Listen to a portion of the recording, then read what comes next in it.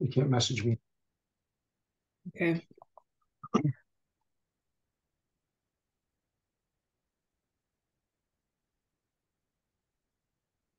All right.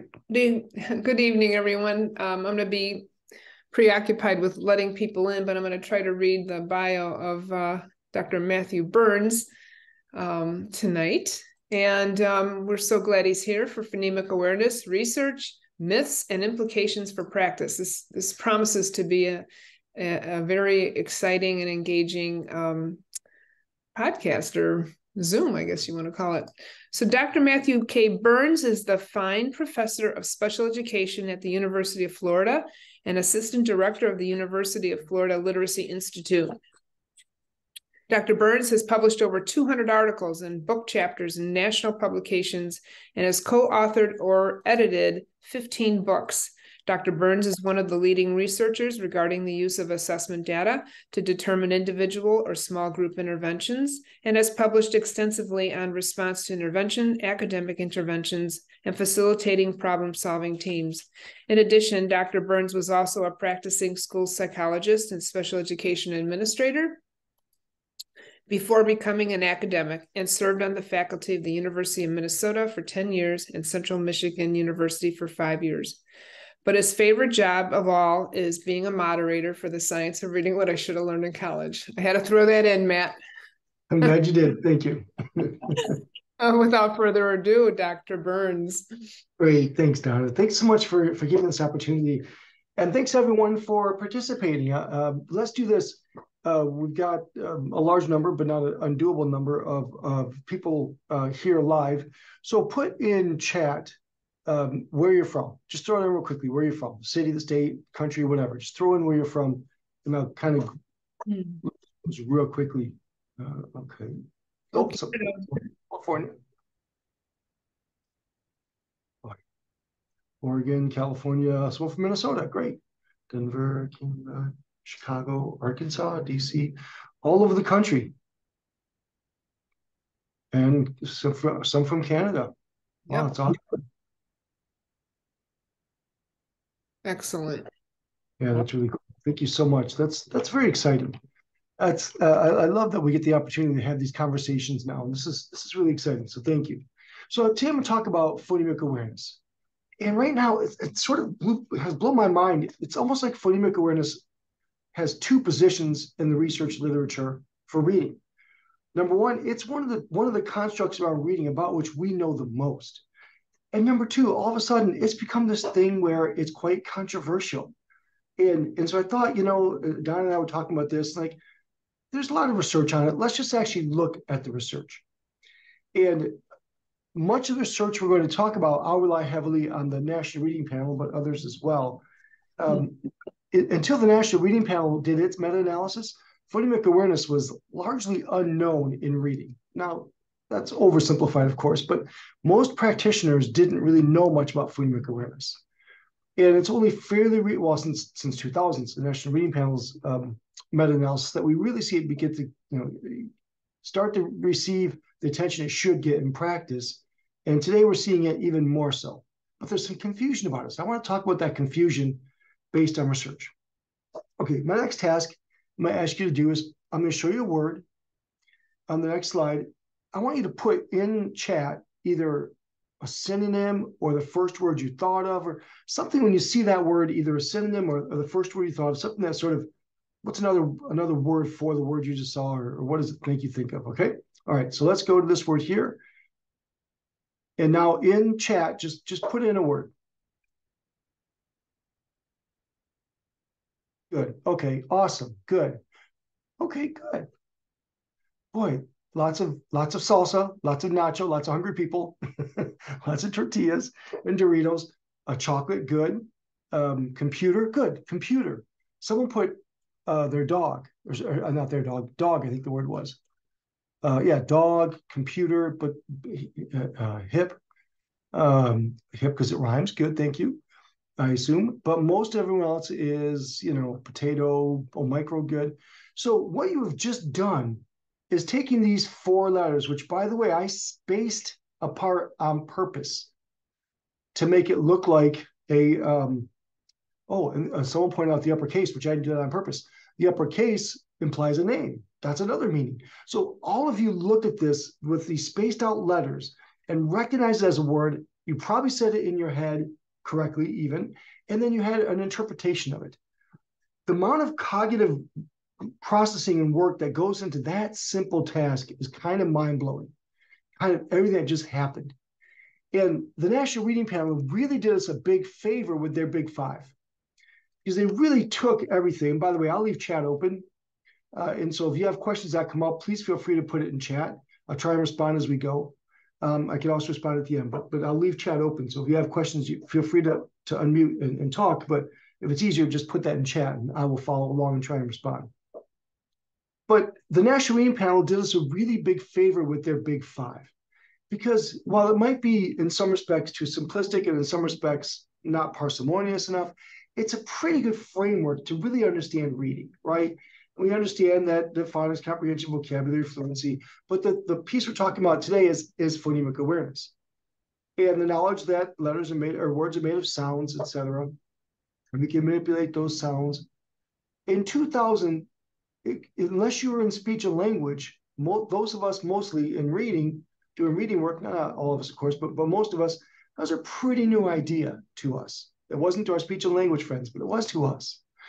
And so that was a really big helpful that in and of itself, including phonemic awareness, and giving us this usable framework. Now, within phonemic awareness, or students within, but phonemic awareness has to be looked at in a different framework as well, which is, of course, as a piece of phonological awareness. I know everyone knows this, but I feel the need to say this for a couple of reasons, one of which is a point I'll make in a few minutes. But, phonological awareness is sentences are made of words, syllables, onset rhyme, and rhyming, and then down to the phoneme level, which is isolating, blending, segmenting, and then basic manipulation of sounds within the words. Now, what I want to do is, using that framework, talk about the research. I'm going to show you some research and talk about what it means for practice. At the end, I'll talk about some more kind of broad implications for practice, and share some resources and see if there are questions and wrap up. So first thing to do is talk about research. Now, I'm going to rely heavily on syntheses of research. And there's two reasons why. Number one, I can show you statistics, and I can answer every research question that I can think of can be analyzed 5-6 different ways. So what I want to do is look at the effect size, which is the quantitative estimate of the magnitude of the difference between groups over the relationships. And effect sizes are, they're help to readers. The American Psychological Association says they help reader understand the magnitude or the importance of the findings. And the American Psychological Association, the AERA, Department of Ed, the Health Research Network, even specific journals like the New England Journal of Medicine all require, or at least recommend, that you include effect sizes. So you don't need to really know what an effect size is, except in pretty much every instance I'm going to show you, it's a magnitude of effect, right? It's a difference. So the kids that got the intervention, if it's a 0.8, they did 0.8 standard deviations better than the kids that didn't, regardless of the measure. All you need to know is, generally speaking, 0.8 is considered a large effect. 0.5 is okay, it's moderate. 0.4 is what Hattie called desired. I think 0.4 as a desired effect is a little low, but fine. And then 0.2 or smaller is small. And of course, 0 is 0, no effect. Now, don't get too hung up on those criteria. Cohen, who first proposed them, said those are just helpful ways for us to understand it. But there's certainly, they're not absolute, right? Like sometimes I've seen effects as a 0.3 be quite outstanding. And sometimes I've seen effects as a 0.8 be not very impressive. But for the most part, that's what you're thinking of. And if you have a John Hattie's book, Visible Learning. Now, John Hattie does a couple things I don't like, a couple things I kind of question from a methodology perspective, but boy, he takes 800 meta-analyses, 800 syntheses of research, and boils them down to one number that we can use to really compare interventions. Now, I also want to encourage you to think about the context of the effect size, but for today's conversation, we'll just look at the size of the effect, usually. And I also want to look at synthesis. Here's my second reason, because I can't be impressed by individual studies. It has to be the research literature. It has to be, there's a body of evidence. And we know that meta-analyses can help synthesize that research, right? The Center for Evidence-Based Medicine talks about the importance of meta-analytic research. Hattie, I just showed you, Institute for Work and Health. It's basically this empirical summaries of the research through effect size reporting, basically, is central to understanding what is an evidence-based practice in medicine, public health, and I would argue education. And that's what the National Reading Panel did. If you're not familiar with the National Reading Panel report, Google it and just read it. Now, they have 5 of them, so and it's lengthy. You don't have to read all 5. You don't have to read all of them cover to cover, but there's a great deal of information in there. And so if you Google National Reading Panel report, you'll find them. Today, we're talking about phonemic awareness. So we're only going to talk about the meta-analysis on phonemic awareness, which is 52 studies of phonemic awareness instruction. And what they found was, looking at these 52 studies, that phonemic awareness instruction had an effect on phonemic awareness, on reading, and on spelling.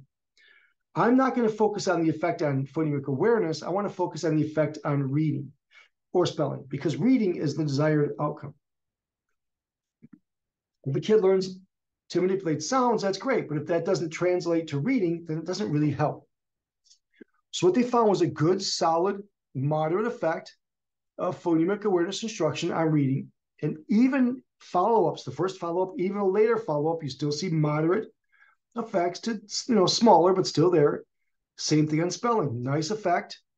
And then even with the follow-up, immediate, there's still a decent effect, and it gets down to a small effect on later follow-ups, but there's still a positive effect. So the National Reading Panel has done quite a bit. Their work can really help us inform what we know, and has helped us inform what we know about phonemic awareness. So I'm going to pick a couple of areas and really talk about the research. So the first one is rhyming. Rhyming is a fun one to start with. Now, unfortunately, the National Reading Panel didn't talk about the importance, or didn't evaluate how well teaching kids how to rhyme affects reading, right? They didn't isolate it down. They isolated some other ones, but not rhyming. So does teaching a kid how to rhyme, help them learn how to read?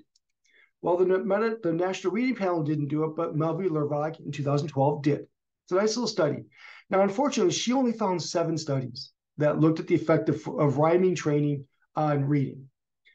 And this was 10 years ago. Maybe there's more today. I don't know if that's true or not. But what she found was that phonemic awareness was still the strongest unique predictor among these skills in these kids, right? So phonemic awareness overall was absolutely the best predictor.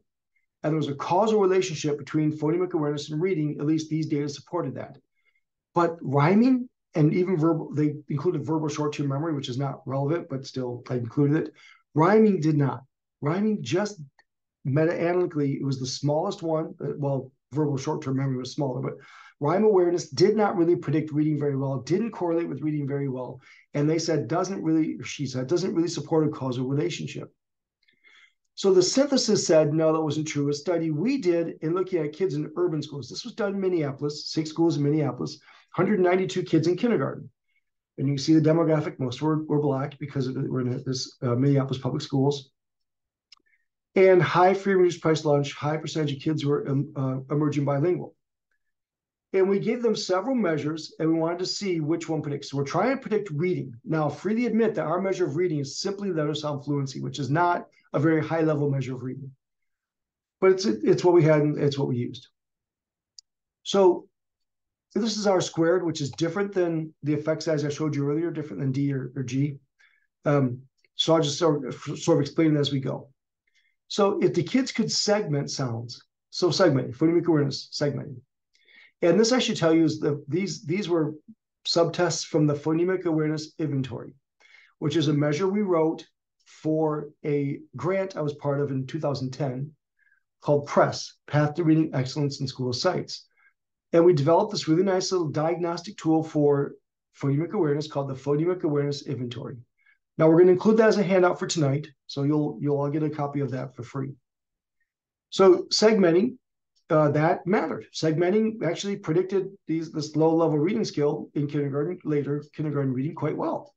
0.25 means, well, generally speaking, when you look at R-squared, which I don't expect you to, I don't want to get into what that means, but a 12 to 14 would be big, and this is 25, so that's good. Okay, adding in blending, we saw another significant change that seemed to matter. Same with initial sound.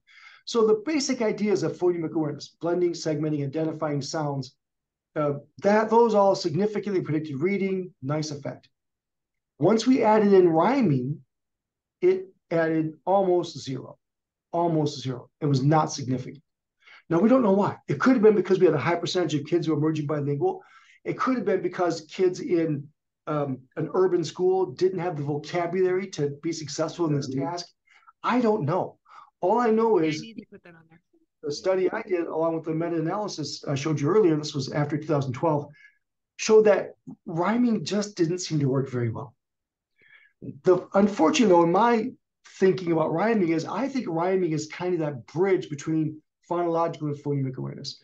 Rhyming is how you kind of go into that individual sound within the word. So my recommendation based on this is that I try and teach rhyming. And I try and teach rhyming for a few weeks, maybe a week or two. But if the kids aren't learning it, don't hold up other reading instruction or other aspects of phonemic awareness because the kid is struggling with rhyming. Try and teach it, absolutely. But if they don't pick it up fairly quickly, then I suggest we just move on. That we don't hold up instruction to try and teach them rhyming. And again, based on my experience with kids in the Press project, where we were teaching them rhyming, and we saw a large number of kids not doing well. That's why we did that study. And we saw, it doesn't seem to really matter. We moved on, and guess what? Those kids did totally fine, absolutely fine. So I can't say it's true for all kids. Remember, I should have said this at the beginning. Research never generalizes from or to an individual. So if I do a study with one kid, you can get to causality with one subject. That does not generalize to anyone else in the world. Conversely, if I do a study with 5,000 kids and I find A to be true, that doesn't mean A will be true for the very next kid. Okay, so keep that in mind as we're talking about this. But what we saw was, boy, if the kids struggled with rhyming, we just moved on, and they did absolutely fine. So rhyming is fine; it's an important skill, but it doesn't seem to link to reading as well as other aspects of phonemic awareness and phonological awareness. So it's okay to move on. Second, how many skills should you teach at once? That seems to become a bit of contention. I think I know why, and I'll talk about that in just a minute. But here's what the research says. Let's start with the National Reading Panel. So the National Reading Panel found if you taught 3 or more skills, the effect was about 2.6, I think. So not zero, but okay, it's a small effect. But if you just focused on 2 or 1 skill, you see a much larger effect. And the effect size is reliably different, 2.05. So you see a large effect teaching 1 or 2 skills. Teaching 3 or more, you get a small effect, and the difference is significant. Okay, so these are significantly better than this. It's significantly more effective when teaching kids how to read if you limit the phonemic awareness skill you teach at a time to 1 or 2 skills, according to the National Reading Panel. Now, this has since been replicated by Rice and colleagues in 2022, 46 studies, 119 effects. They found an overall effect of phonemic awareness instruction of 0.63. Now, they have a confound here, which I'll come back to in just a few minutes. But they showed that teaching these 2 skills was significantly more effective than trying to teach these 3. Okay. Now, this is not just 2 to 1, right? I'm sorry, 2 to 3. This is not just 2 skills versus 3 skills, which I wish they would have done that, but they didn't, because these are different skills. So I'm going to come back to that point in a few minutes. But basically, again, teaching 2 skills was preferable than teaching 3, and significantly so, much more effective. So you've seen this type of step before. I use this quite a bit, and I'm not the first person to present it this way, I'm sure. But basically thinking, I try to think of it as a phonological awareness continuum that goes from compound words and sentences to pretty complex individual sounds. So we start with compound words. So knowing, put cow and boy together, that makes cowboy, and knowing that sentences have words in them, that's a skill that most kids come to school with. Most, not all by any means, but most. And if they don't come to school, it's a fairly simple, quick thing to teach. So if they can't do compound words, well, then you might want to take a few lessons to work on that. But most kids can do that pretty quickly, if not coming to school able to do it. Now, what I don't know is the effect of the pandemic on what I just said, because I haven't seen any study on that yet after the pandemic. Yeah, I'll come back to that. Oh, Donna, I'll come back to that. Good. Then syllable blending and segmenting. So we do have to get to syllable, but I want to get to phoneme as quickly as possible. So if needed, I might spend a couple of lessons here on syllables. And then rhyming, again, I predict or present as that bridge. That's my thinking. I don't think anyone else has ever said that to my knowledge, but it's kind of that bridge. And so I say it's my thinking to say I could be wrong, and I totally admit that, but that's kind of how I think of it. Now, I'm going to work as quickly as I can to get through these first three. And if they can do it, I won't teach it. I'll just move on. I won't even begin. If they struggle with this, I'm going to move on, as I just said. And then really focus on these: isolating phonemes, blending and segmenting phonemes, and basic deletion and manipulation. Now, I'll say basic deletion and manipulation. I'm basically 2-3 sound type words, right? Like I said I was going to think of a word besides cat, and I forgot to. Bat, there, it's creative. So if I take the b and bat, if I drop the b from bat, what word is left? At, like that type of stuff. And take the b and bat and make it now it's mat. Like that level of manipulation. Does it matter which skills you teach, or should segmenting and blending be focused on? I think blending and segmenting is the key. And I'll tell you why I say that. There's a couple different reasons. I do think blending and segmenting are key. I think isolating it's not a prerequisite to blending and segmenting. Certainly kids can blend while they are learning to isolate.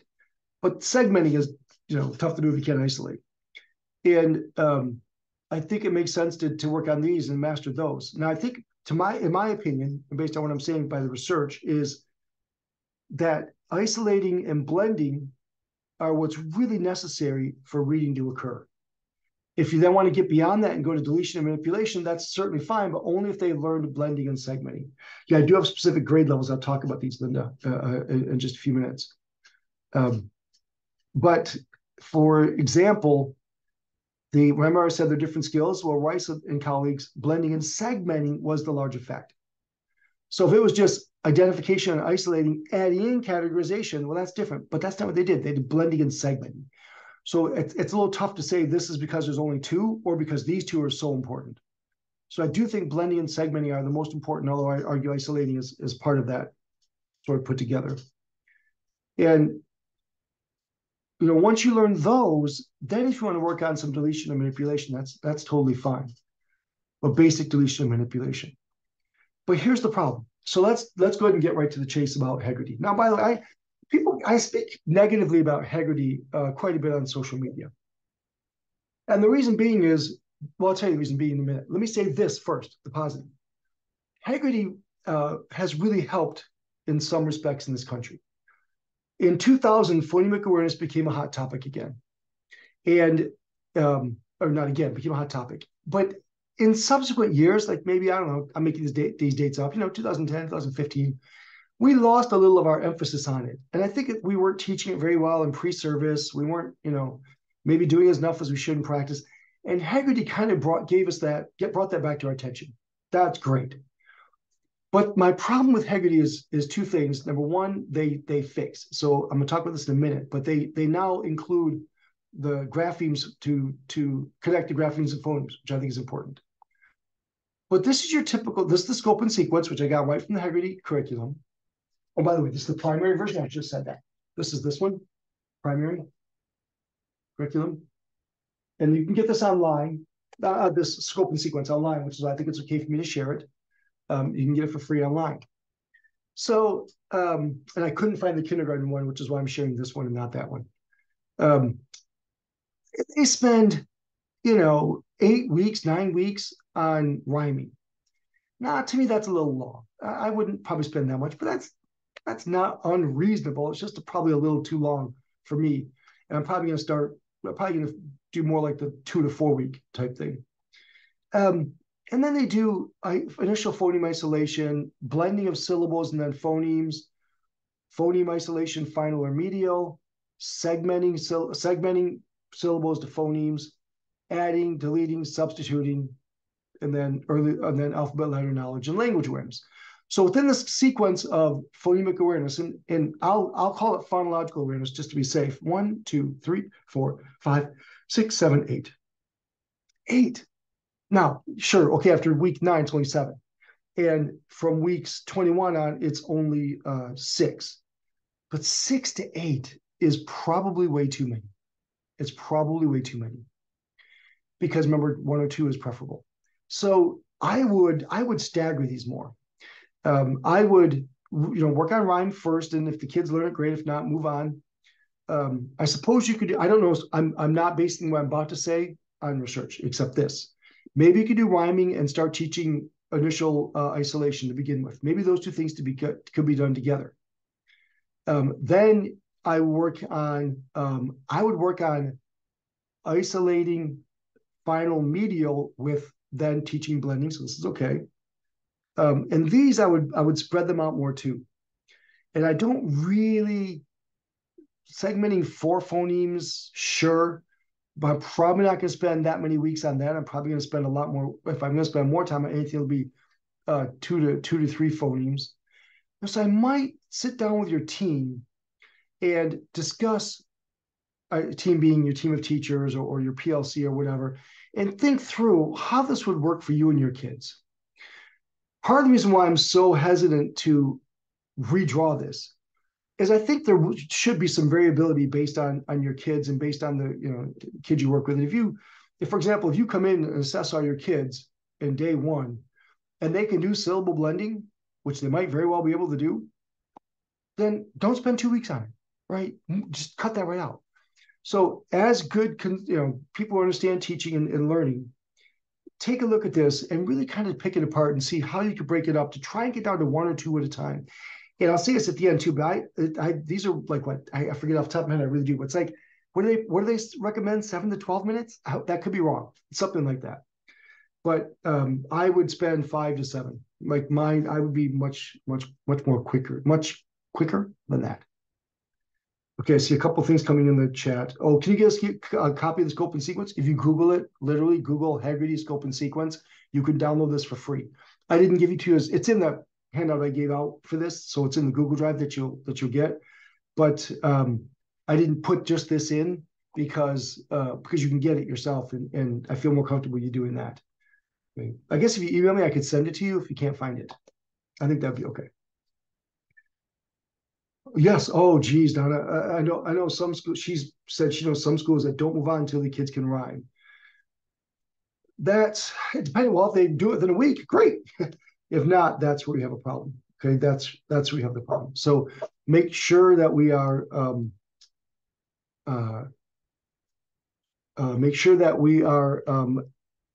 trying to teach it, but don't hold kids back. Sorry, Matt, that was for people. Never mind, not for you. Notifications. What am I doing wrong? Okay, thanks. Nothing. Not my hesitancy. Well done. All right, so teaching 102 is really preferable. That's the gist of all this. And some things that we cover in the area of phonological and phonemic awareness, I think probably don't need to be taught or probably don't need to be spent as much time on as we teach. Now, again, to be clear, if the kid can't blend syllables, yeah, absolutely, we can work on that, certainly, but we're going to try and get to phonemes as quickly as we can. But if the kid can blend syllables, just move on. Kids can blend syllables, and don't spend 9 weeks on rhyming. I will say that with some confidence. Matt, there's a comment in the chat. Yes. Oh, okay, Donna. Different Donna. So she said, it seems better to address PA skills, assess them and address them in small group. Absolutely. If that's how your classroom can be set up, then you can individualize. That's great. I'm willing to predict in kindergarten and first grade, especially, there'll be certain skills on this that will be most of your class, if not all of them. We'll need that. Now, if you've got a set of kids where you've got some distribution and it works to break it up into small groups, I couldn't agree more. Anytime you can individualize based on student need, yes, do that. I'm just willing to bet that most kids in the kindergarten or first grade classroom will need to be taught how to blend and segment 2 to 3 sound words, I'm guessing. So someone asked about the grade level. I don't get too hung up on grade level of what you're teaching all these. Yes, in kindergarten you work on rhyming more than older grades, and certainly, but I would argue kindergarten and first grade, this is critically important to be teaching this.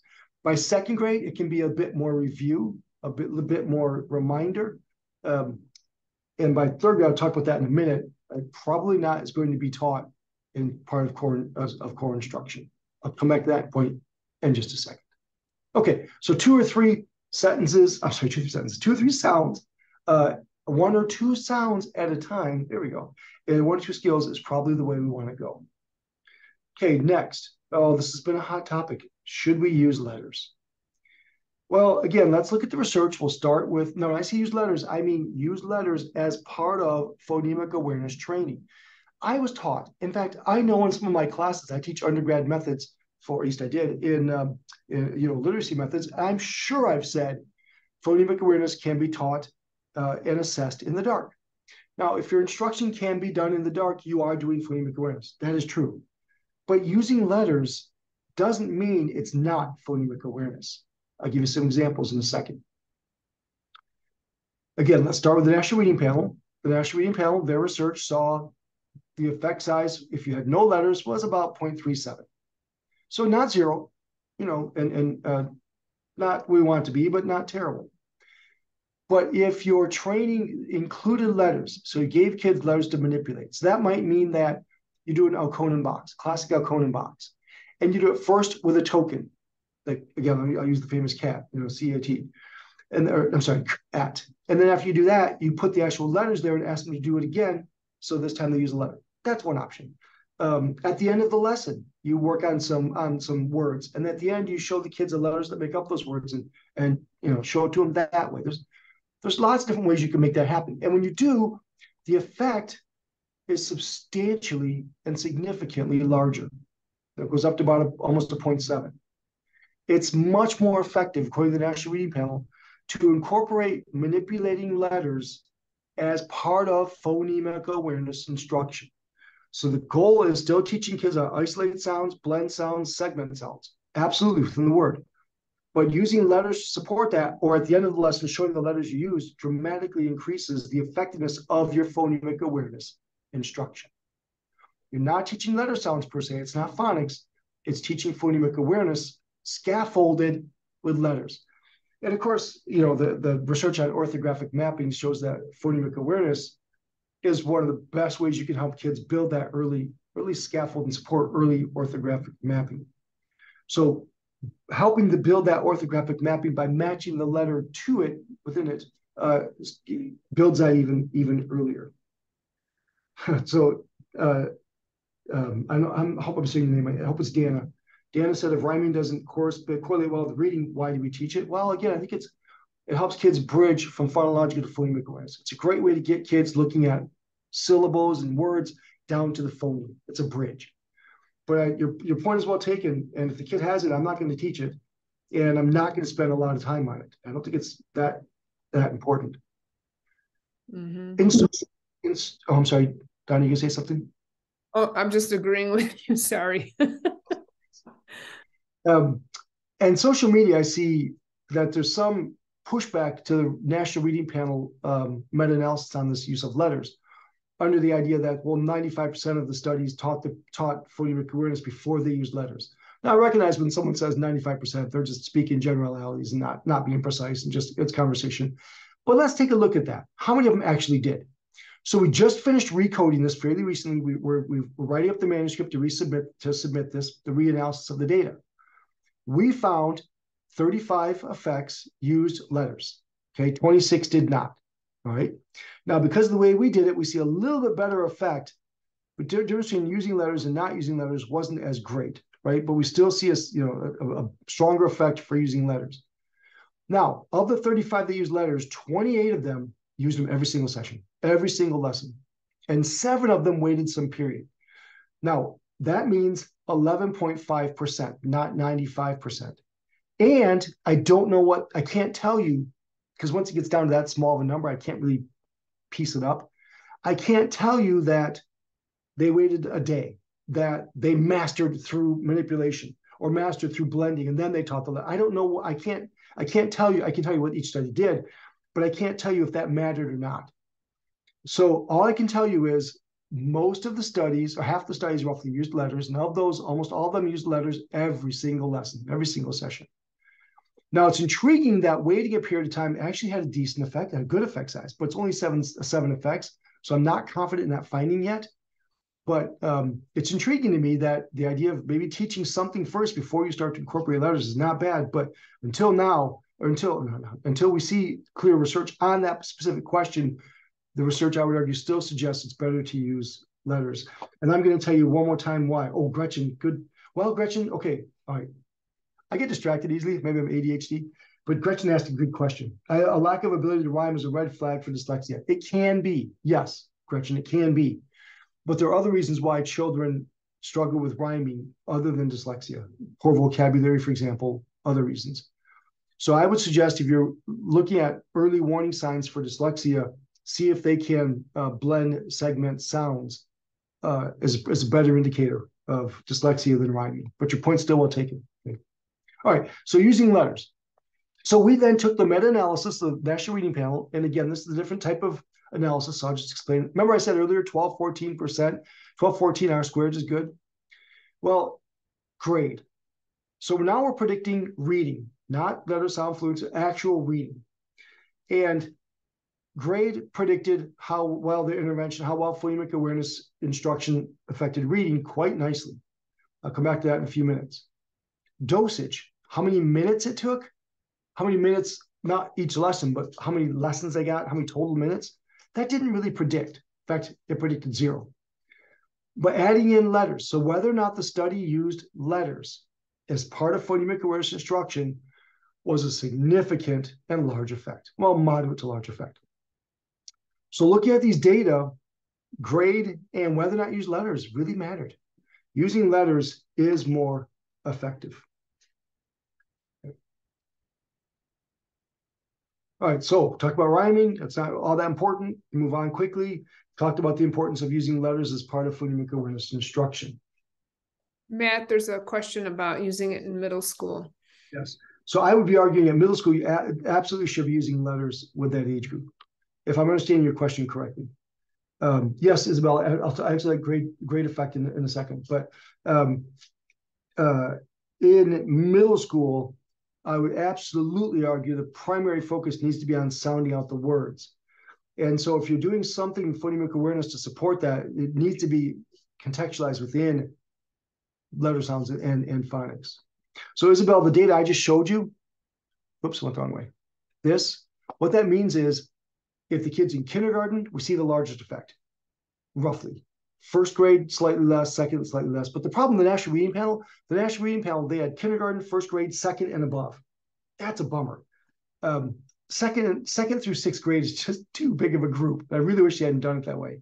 So kindergarten was most effective, probably, roughly, and then, well, kindergarten was most effective. And then first grade, and then roughly that second through sixth grade. But because they grouped it, that doesn't really answer that question very well. Does grade really matter? But letters really did matter significantly. And I'll come back to that point in a second, Isabel, about grade. In fact, right now. So then the next question I want to look at is this controversy around upper elementary. So should we be teaching third, fourth, fifth graders phonemic awareness? Yeah, let's start with the research. I just mentioned the National Reading Panel unfortunately did second through sixth grade as one group. It's not terribly informative. I wish they had broken it up more. Rice and colleagues, their meta-analysis on phonemic awareness did look at grade, but they went preschool, kindergarten first. They didn't even look at second grade above. So again, that doesn't tell us a lot because we know preschool through kindergarten, that's sort of the sweet spot. That's where we see the strongest effects. Preschool through first grade. But then Redfield and colleagues in 2022 just did a meta-analysis, 138 studies. Now, there's 2 problems with this one, though. They looked at only kids with reading disabilities, and they only looked at the effect on phonemic awareness, not on reading, which is unfortunate. What they found was preschool had a moderate effect, kindergarten, a moderate effect, first grade, a moderate effect, and some reason, a nice big jump in second grade. And that could be because these are kids with reading disabilities. And maybe kids with reading disabilities do need a little more work in second grade seems to be a sweet spot for kids with reading disabilities for some of these early phonemic awareness skills. I'm hypothesizing. I have no idea why that big jump exists. They didn't really hypothesize either. But then look at when you go down to third grade, there's a huge drop off, third grade and above, a huge drop off down to like a 0.25. So there's significantly more effective phonemic awareness instruction with kids with reading problems, reading disabilities, preschool through second grade than there is third and above. Now, the National Reading Panel can make similar conclusions, but because they grouped it second through sixth, that's a little difficult to tease out. So because of that, we did a study. I wanted to answer this question. So myself and Nathan Clemens with one of my students, Heba Abelnabi, did a study. And we took 123 kids K through third grade. These are all kids who are identified as struggling readers. They scored low on either STAR reading or STAR early literacy. So these are kids who are low readers on the school's typical screening measures. So we took those kids and gave them a couple different measures, one of which was the Comprehensive Test of Phonological Processing, the CTOP. Now, I love the CTOP. The CTOP to me is, I don't know how you diagnose dyslexia without giving a CTOP. But the one of the composites that the CTOP gives is phonemic awareness. So we are just looking at the phonemic awareness composite, okay? We found was kindergarten kids scored below the average range. So kindergartners who are low readers, they on average didn't have very good phonemic awareness. But man, look at first grade, second grade, and third grade. They did have average phonemic awareness.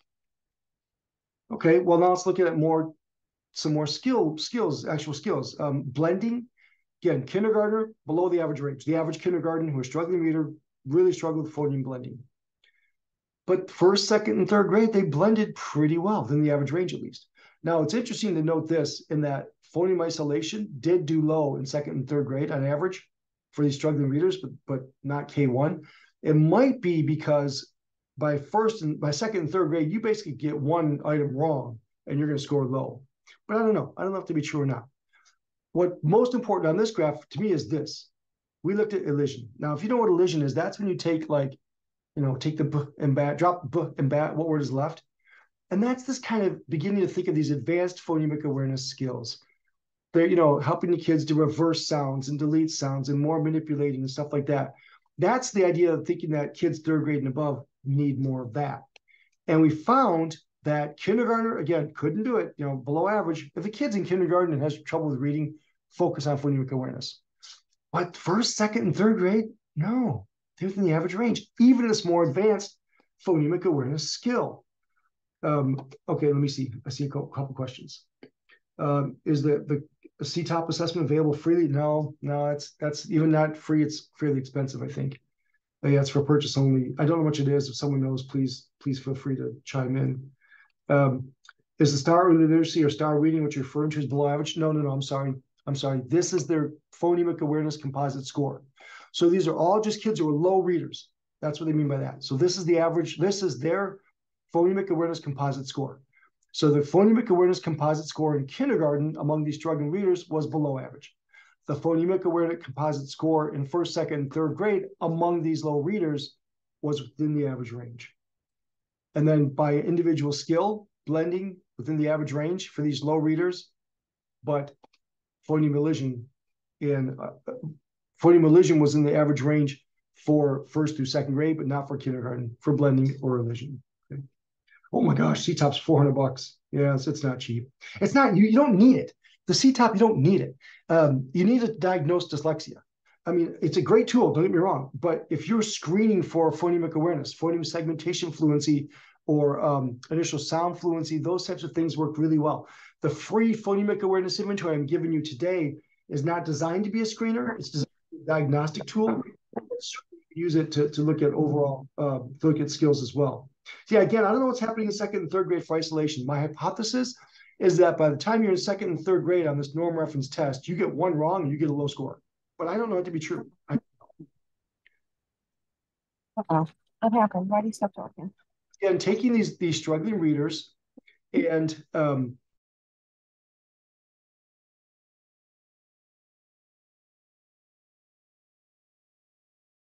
You're muted.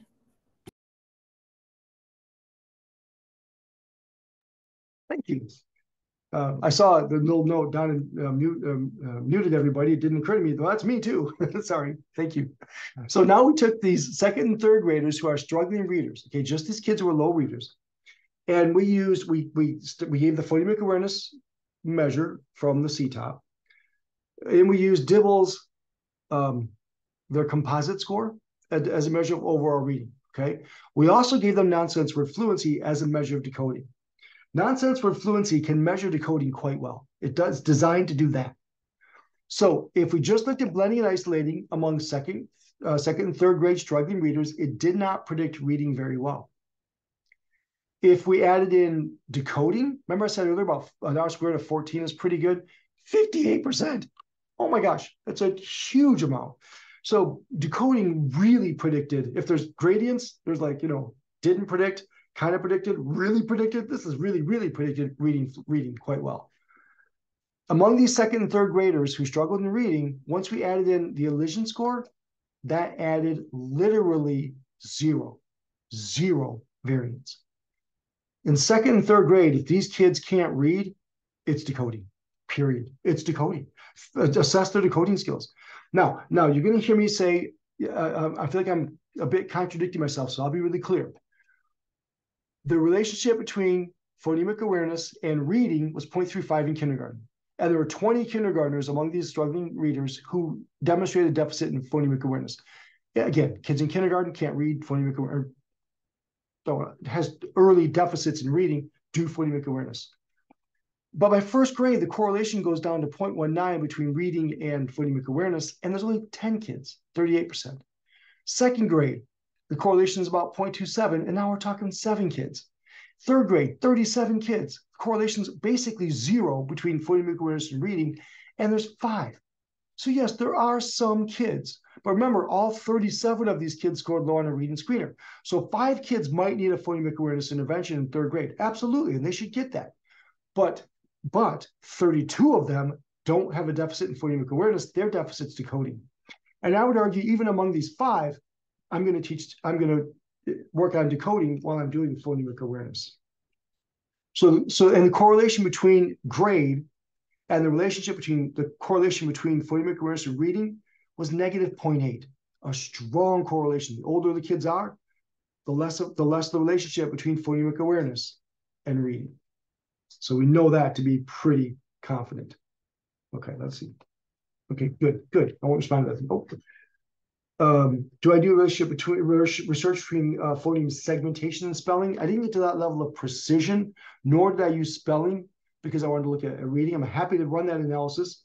If you look at the National Reading Panel, they report spelling separately, but they don't, I think, report spelling or blending and segmenting separately. So they'll report the effect of blending and segmenting on spelling. That's in the National Reading Panel report, and that's easy to find. If you can't find it, Heather, email me. I'll help you find it. Okay. So now let's come back to Rice et al. Again, I said before, I wish they'd broken up more and gone, or at least gone older. But the fact that blending and segmenting was the skill that really mattered, and deletion and substitution did not. Well, I shouldn't say it didn't matter. The effect was much smaller. So blending and segmenting, again, is that sweet spot. And with kids who are older, these more advanced skills, we saw that the older the kids are, the less phonemic awareness mattered. And the skills we tend to think of teaching older kids don't really have the same effect as blending and segmenting. So do small group instruction with those second and third graders. So in second grade, I've got 7 of 32 kids who need phonemic awareness. During small group instruction, that'll be the focus, but I'm certainly be teaching for those 7. Certainly be teaching phonics as well. But the other 25 kids are going to be focusing on phonics. Now, it's absolutely a good idea and certainly okay, and when doing a small group intervention on phonics, to do 1 minute kind of quick reminder, warm up of phonemic awareness. Absolutely. But the focus needs to be on phonics. And for these 37 third graders, 32 of them had good phonemic awareness, low phonics. We're absolutely going to hit phonics for those kids, but have some phonemic awareness warm up. That's totally fine. And for 5 kids, we'll hit phonemic awareness more heavily, but still contextualize within how to sound out words. Okay. Yeah, so Pam, if you can't find it by Googling National Reading Panel, please let me know. I'll help you walk through that, okay? Yes. Oh, yes. Hold on, Isabel, make sure I'm reading your question correctly. Does this mean we should spend more time on blending and segmenting? Oh, than on word chains? Um, I think you should. Time is tough for me to answer. Blending and segmenting is what's critically important. Kids need to learn that. So focus on that. Word chains, if you're focusing on substitution, that's after they learn how to blend and segment, in my opinion. Yes, you could, Ashley, phonemic awareness with letters is a warm-up. Certainly, that's totally okay. So what does this mean? Okay, we've jumped through a bunch of studies, shown you a bunch of numbers. Let's talk about what it means. Let's kind of remind ourselves. So basically, remember, the ultimate goal is always reading, not phonemic awareness. We don't teach phonemic awareness for the sake of phonemic awareness. We teach it to learn how to read. Attempt rhyming, I'm okay with that, but boy, I don't spend time on it. And if kids aren't learning it, I don't care, I move on. You could make an argument, if you can hypothesize that the kids won't learn rhyming, then you can make an argument not even teach it at all. But I would probably at least attempt it and then move on. Don't spend time on it. Teach one or two skills at a time, preferably emphasizing blending and segmenting. So my steps, if there were to be steps, would be isolating, then blending and segmenting, and then some basic manipulation, but keeping that to just the basic manipulation to 2 to 3 sound words. And I'm going to keep my phonemic awareness instruction brief. It's 5 minutes. In fact, when I teach this to my students, we do it's a lot of games. I'll show you a resource in a minute. I mean, sometimes it's like a couple of minutes, but it should be brief. But this 7, 10, 15 minutes, that's way, way, way too long. Any chance you can include letters helps build that orthographic mapping. Please do that. Any chance you can. Older kids, teach phonics. That's when in doubt, teach phonics. Third grade and above for sure. When in doubt, teach phonics. And I'm not going to spend time on those more advanced phonemic awareness skills because there's just no research to support doing so. It really comes down to third grade and above for sure. Can the kids sound out the words? So again, Dana, spending time in onset, rhyme, and syllable, that's a phonological awareness skill. Absolutely, you can spend time on it. I wouldn't spend a ton of time on it. If the kids know it and can do it, then I don't even teach it. But I certainly, so I'll assess my kids and see. But if they can't do syllable level work or onset rhyme, that's certainly something you could cover, but it's not going to be a focus. And I think of this again, I'm going to cover rhyming, but I keep in mind everything I just said. And I tend to follow this sequence. So can they provide the word? Can they categorize it as which one as correct or not? And can they judge which one matches, which one rhymes? Then isolation, the words start with, ends with, sounds in the middle, blending, 2 to 3 sounds, segmenting, count sounds, tap for sounds, name the sound, and then manipulation, deleting, and substituting sounds. And then there's really great, yes, there's lots of high resources. Michelle, I'll show you in a second. There's a lot of great, in order for kids to learn something, they have to see it first, model it, be able to do it with accuracy, and then practice it. That is so much fun with phonemic awareness. I can't even express it. I got this book here. I don't mean to plug a book, but it's old. Blevins. What year is this? This came out probably National Reading Panel era or before, so before 2000. It's still on Amazon. I bet it's $9.95, literally, 1997. And it is this thick, and it is full of all these activities plus others. And they look like this. They look like this, like this is a segmenting, and so you say, which one has more sounds, tie or sun? Which one has more sound, that type of thing. There's more detail there, obviously. And this one's a fun one, sound switcheroo. You play the game where they switch the sound. These are all easy, fun things to do. I bought that book for $9.95. It's probably about the same price. But if you go to the Florida Center for Reading Research, they've got tons of these for free. Segmenting, blending, manipulating, tons of them for free for kindergarten, first, and second grade. They don't have them anymore third grade and above because we know third grade and above, it's not really an effective practice. But they've got tons of these with kindergarten, first, and second grade. Well, the book title is Phonemic Awareness Activities for Early Reading. I'm going to show you a couple more books in a minute. Phonemic Awareness Activities for Early Reading. It's a great one. But this one I like because it's all games. It's literally all just games, which is really fun. So let's talk briefly about assessment. Speaking of working on blending and decoding, what are your thoughts on practicing nonsense words? I don't love that. I love nonsense words as an assessment. I don't teach them because I don't want the kids to learn those to be words, especially if they're emerging bilingual. I stay away from nonsense words. Okay, good. Oh, Don has another recommendation used for $5. I know what that is, Don. You might have to explain that. You could buy it used on Amazon for $5. I thought that was a book. You spend 10 and it new it's 20, $19. Oh, is it really? Oh, okay. Well, you can get used for cheap. Thank you. Let's talk briefly about assessment. If the kids are kindergarten and first grade, you need to be assessing phonemic awareness. I mentioned already, initial or first sound fluency is a measure of isolation. Phoneme segmentation fluency is a measure of segmenting. It's a good screener, kindergarten, first grade. Your diagnostic approach, whatever used to identify what a kid's need is, absolutely has to look at phonemic awareness in kindergarten and first grade. I gave you a free one, the Press Phonemic Awareness Inventory. We developed it to measure these skills I keep talking about: isolating, blending, segmenting, and basic manipulation. We developed it for a grant I had in 2010, a project we did called PRESS, Path to Reading Excellence in School Sites. And it was an intervention program, and we needed a diagnostic tool for phonemic awareness to identify, do the kids need blending? Do they have holes in isolating? So we developed it, studied it. We found good reliability, 0.87, and it predicted later reading quite well. So that's available for free. It's in the Google Drive that we'll share with you. Okay, good. There's also, so I don't love the past called the phonemic awareness or phonological awareness screening test. I prefer the skills test. And I only recently learned this. I thought they were the same measure. They're two different measures, both free. I would argue neither one really has solid reliability or validity data and really have no data. But the screening test, the one called screening test, doesn't assess blending and segmenting. It assesses advanced phonemic proficiency. The one called skills test does measure blending and segmenting and isolating others. So that's the one. If I'm going to err, if I'm going to use one, I'm going to use that one.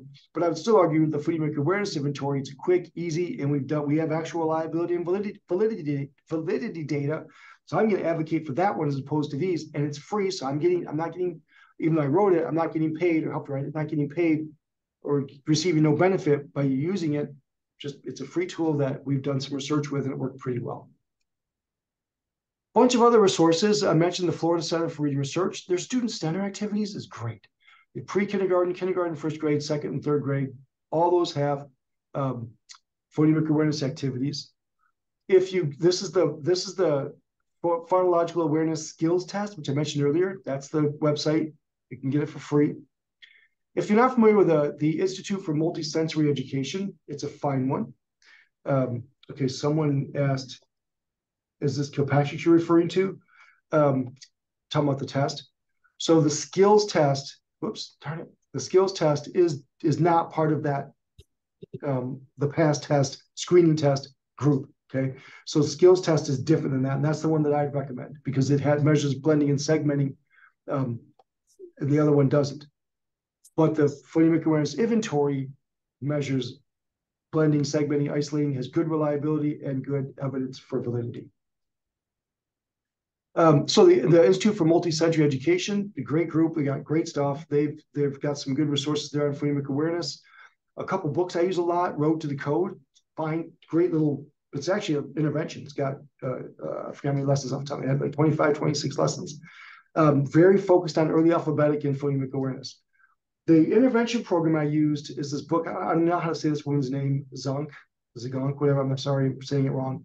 It does have some skills in it I probably wouldn't use, but it's an intervention program written for kids who are still in those upper grades, second and third grade, maybe fourth, who still struggle with basic phonemic awareness. So that's kind of a cool one.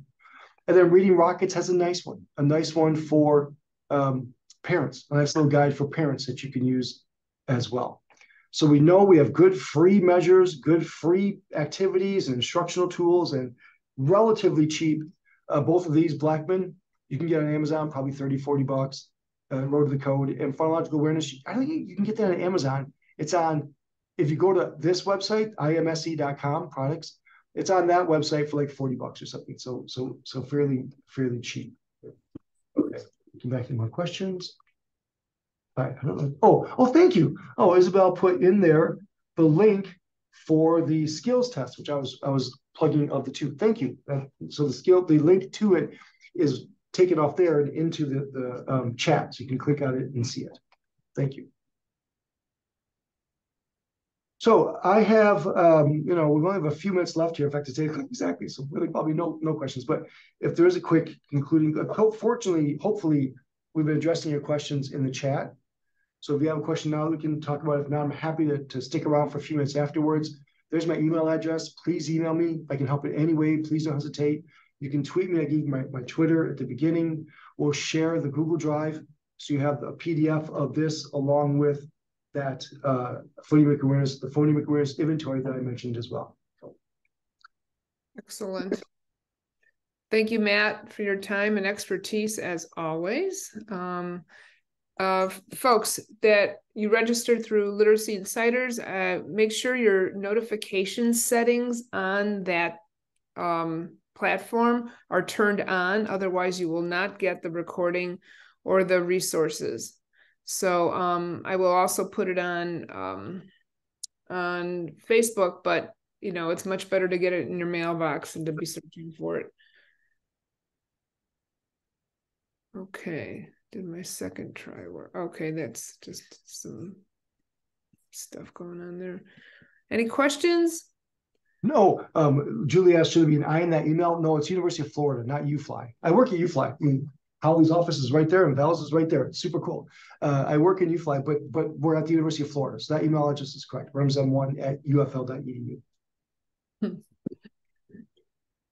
Everyone's so used to seeing an I there, right? All right, well done. Thanks, Matt. I think you clarified lots of misconceptions, so great. We appreciate that. Great. And Thank you so much. I think people will be able to go back and refine their practice. I hope so. And please feel free to email me if I can help, or if you have any other questions or comments, please don't hesitate to email me. Thank you. Thanks so much. Thank you. Good night, everyone. Thanks, everyone. All right. Are you still recording?